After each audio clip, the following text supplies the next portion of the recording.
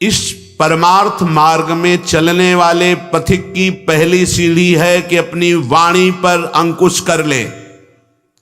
वांग निरोधो योगस्य प्रथमम द्वारम, मौन का आश्रय ले लो। ज्यादा बोलने का अभ्यास ही नहीं होना चाहिए।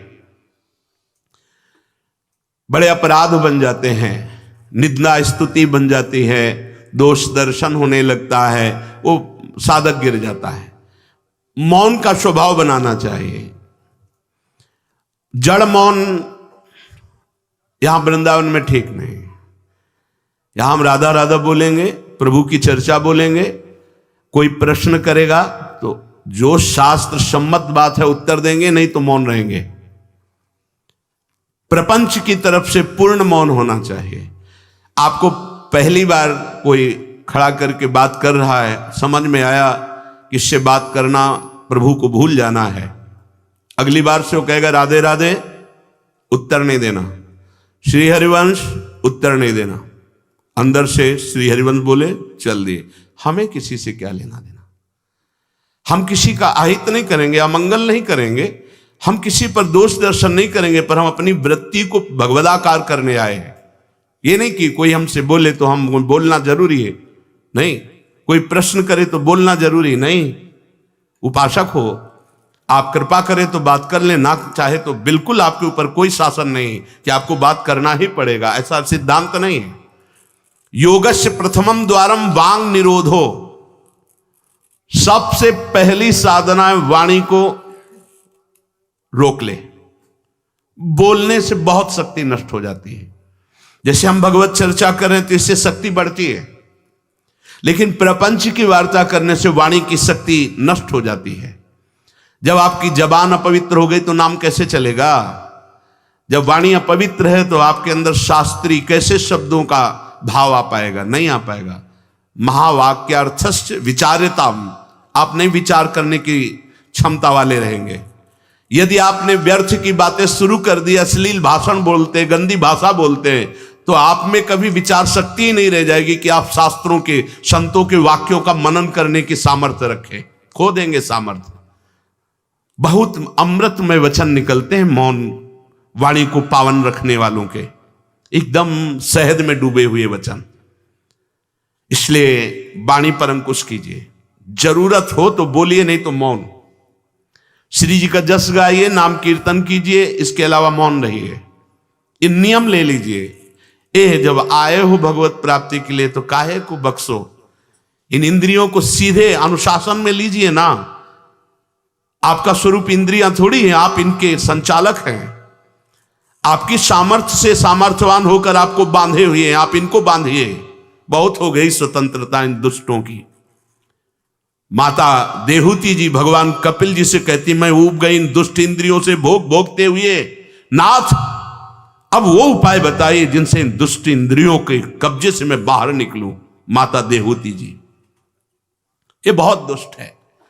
ये कुछ मिनट तो लगेगा, बहुत शांत है और भगवत स्वरूप में लगने वाली हैं, और एक क्षण में गिरा के ऐसे नरक में खड़ा कर देंगी जहां पश्चाताप ही होता है, हाथ कुछ नहीं लगता।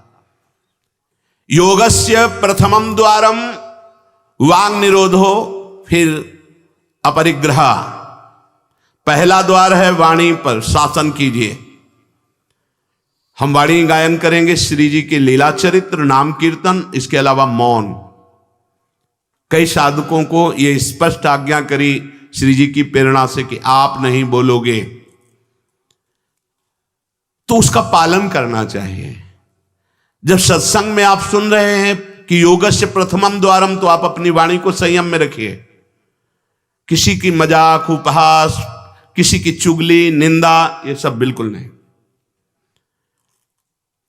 अगर आप ये सब करते रहेंगे तो निरंतर नाम नहीं चलेगा। आप सत्संग का मनन नहीं कर पाएंगे। मनन करके आप अपने आराध्य देव में स्थित नहीं हो पाएंगे। जरूरी है मौन, जरूरी है, पर विचार मौन। ये धाम है, इसलिए हम जड़ मौन की बात नहीं करते, विचार मौन। और वो मौन ही किस काम का जो एक शब्द में हम बात कर लेते हैं, वो 5 मिनट लगाएं। जैसे कोई बात करनी, अब वो कुछ बोला, अब उसमें पूरी एकाग्रता पूरी शक्ति नहीं, सीधे बोल दे, स्विच ऑफ कर दे, क्या चला गया। जड़ मौन के लिए फिर ना ऊ कुछ नहीं, ना लिखना ना पढ़ना ना कुछ, बिल्कुल बालवत परमहंस स्थिति, कोई प्रश्न नहीं, कोई उत्तर नहीं, एकदम जड़वत, जीते जी मृत, जीवन मुक्त होने के लिए। तो वो ये श्रीधाम वृंदावन है, यहां उचित नहीं, क्योंकि यहां राधा नाम स्वयं हरि रटते हैं, तो हमारी जबान की सार्थकता है, राधा नाम कीर्तन करें, वाणी जी का गायन, इसके अलावा मौन रहे। दूसरा, अपरिग्रह, उतना ही स्वीकार कीजिए जिससे आपकी जीवन यात्रा चलती, इसके बाद नहीं। एक भी वस्तु एक्स्ट्रा आपके पास नहीं होनी चाहिए। क्यों होनी चाहिए? जब रोज का रोज श्री जी दे रही तो तुम्हें एकत्रित करने की जरूरत क्या है? आपको जो दिनचर्या में चाहिए बस उतना ही, इसके आगे नहीं। एक भी कंबल एक्स्ट्रा नहीं रखना होना चाहिए, एक भी वस्त्र नहीं एक्स्ट्रा नहीं होना चाहिए। जो हमारी दिनचर्या में आ रहे हैं कि 2 कॉपिन, 2 मार्किन, बनियान, स्वेटर, 1 कंबल या 2 कंबल, जिससे आपकी दिनचर्या कट रही, बस इसके अलावा आपके पास कुछ नहीं। आपकी जो दिनचर्या है, उस दिनचर्या जो प्रभु दिए हुए हैं शरीर पालन पोषण के लिए, शरीर के लिए उतनी आवश्यक है। अगर सही दिनचर्या करनी तो राइट टाइम पे आपका पहले कंबल हटना चाहिए। समय कंबल फेंक दिया दूर, अब अपनी दिनचर्या में लग जाओ।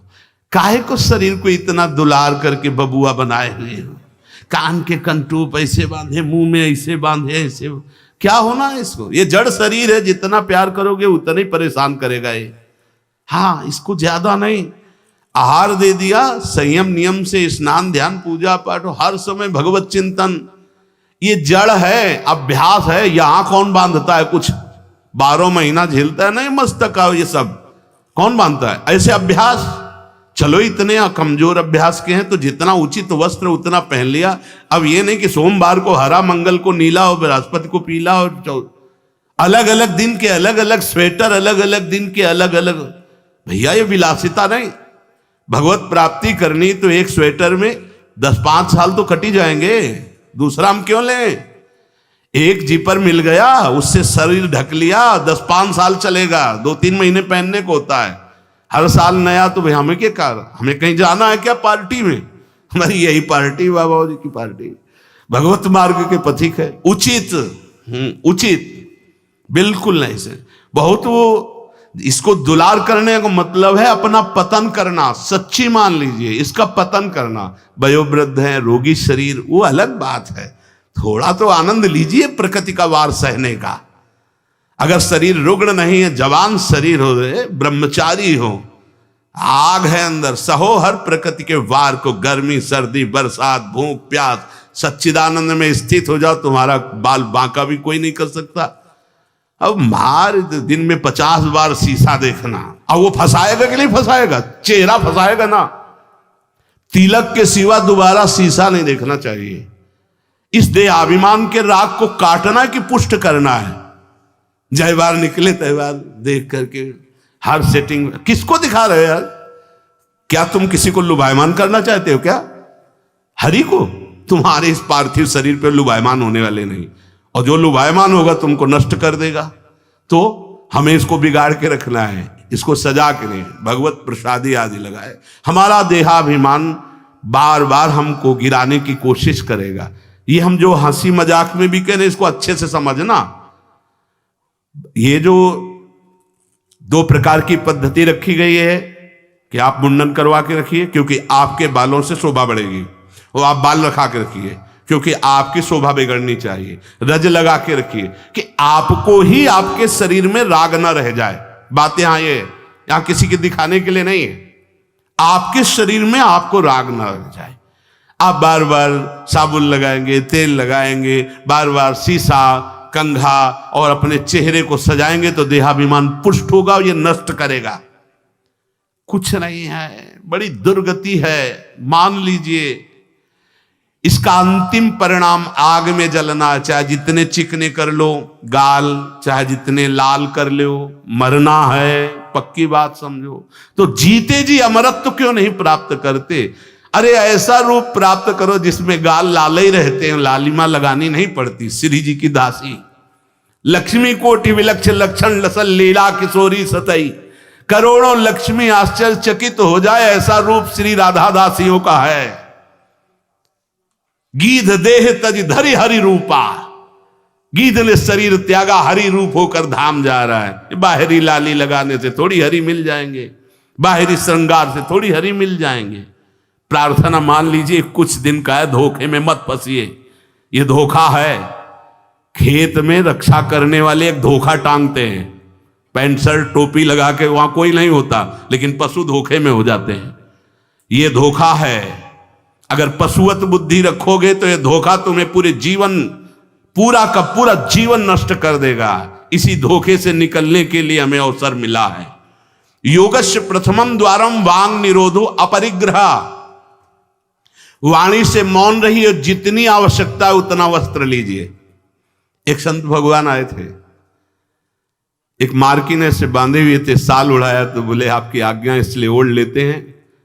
तो हम कहा किसी बाहर निकल के किसी को दे देना, हमारी श्री जी की प्रसादी, इसलिए हमारी प्रसन्नता के लिए। तो उनका ओढ़ लेते हैं, पर महाराज हम रहते ऐसे ही हैं। हम कहा धन्य है, नौजवान हो, बहुत सुंदर है। तो हम कहा आप बाहर जब निकलना किसी को देखना ऐसे आवश्यक है तो आप दे देना। तो बड़े प्रसन्न हुए, आदर करके उन पर हृदय में आदर हुआ उनका, नहीं मुझे नहीं चाहिए, मैं तो जैसी रहनी से रहता हूं।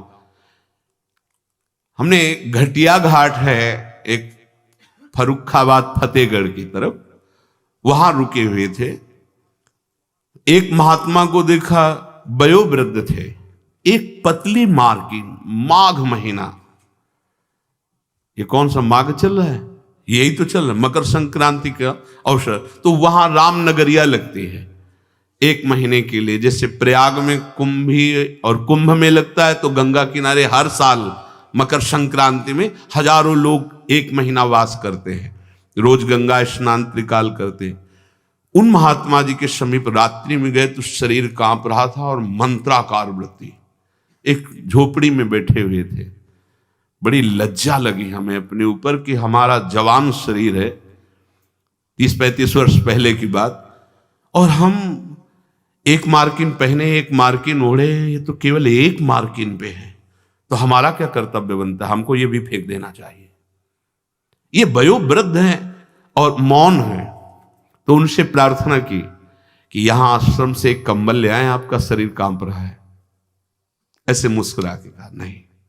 तो चोट पे चोट लग रही थी कि धिक्कार हमारे जीवन को, ये वयोवृद्ध होकर इतना तितिक्षापूर्ण जीवन, और हम जवान होकर के इसको सह नहीं पा रहे। आप सच्ची मानना, जो तितिक्षापूर्ण है बहुत जल्दी भगवत साक्षात्कार होता है। भगवान आदेश करते तास तितिक्षस्व भारत। आज हम केवल शरीर दुलार में अपने समय को नष्ट करते हैं, शरीर पोषण में। भाई देखो, ये छोटी छोटी बातें आपको देखने में लगती होंगी बड़ी बात है, यही आपको आपके आराध्य देव से विलग किए हुए हैं। महीना भर आप केवल ऐसे आहार करके देखिए कि जिसे तुम्हारा मन कहता अच्छा उसको हटा दीजिए। आज थोड़ा त्याग मत वर्णन कीजिए, आज थोड़ा हमारे उदर में परेशानी है तो हमें केवल आप रोटी और सब्जी दीजिए। महीना भर केवल रोटी सब्जी उचित। आप देखो, अगर आपके अंदर का रजोगुण तमोगुण नष्ट ना हो जाए तो कहना आपके अंदर सात्विक भाव आ जाएगा, मंत्र में स्थिति होने लगेगी। अब आप, हमने देखा है जैसे गुलाब जामुन, कचौड़ी, पकौड़ी, ये सब कहीं जैसे भिक्षान्न में मिली भी और भरपेट पा लिया, तो वो रस नहीं आया भजन में। जो एक सूखी रोटी ऐसे चबा के गंगा जल पी करके जो रस आता है ना, वो नहीं आता है। सच्ची मानिए, पहले के बड़े बड़े भजनानंदी महापुरुष अपने जीवन को ऐसे ही। तो